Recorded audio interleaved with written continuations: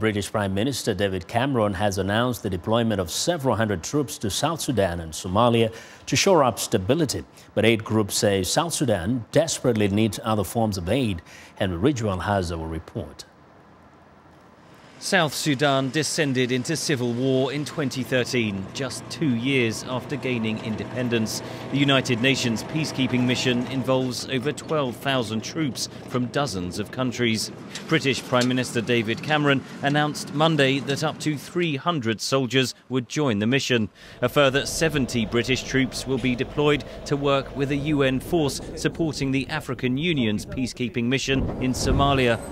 It's in our national interest, not just living up to our international obligations, but we will benefit if Somalia has a future free from extremism. We will benefit if South Sudan as a country can function and not drive huge numbers in terms of migrants across the Mediterranean. The British troops will not play any combat role, but will instead provide combat training and logistical support. The deployment is unlikely to achieve Cameron's desired outcome, says Marika Shomerus, a South Sudan specialist in London. There's clear cause and effect. The UK sends 70 troops to Somalia, 300 to South Sudan.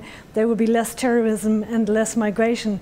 Just does not exist. So there are other interests and other reasons why it's a good idea to contribute to a UN peacekeeping missions, but it's not to address migration or terrorism in the UK.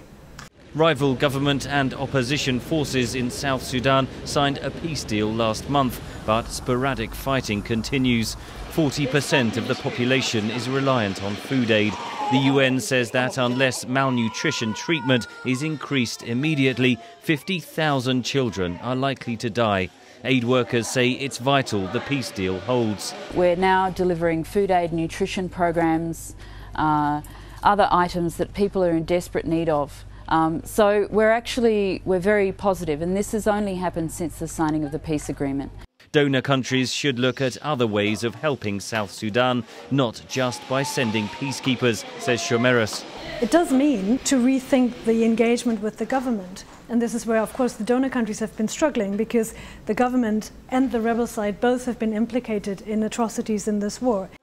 Aid agencies warn that the world must act fast to avert a desperate shortage of food, or the toll from the conflict could rise sharply.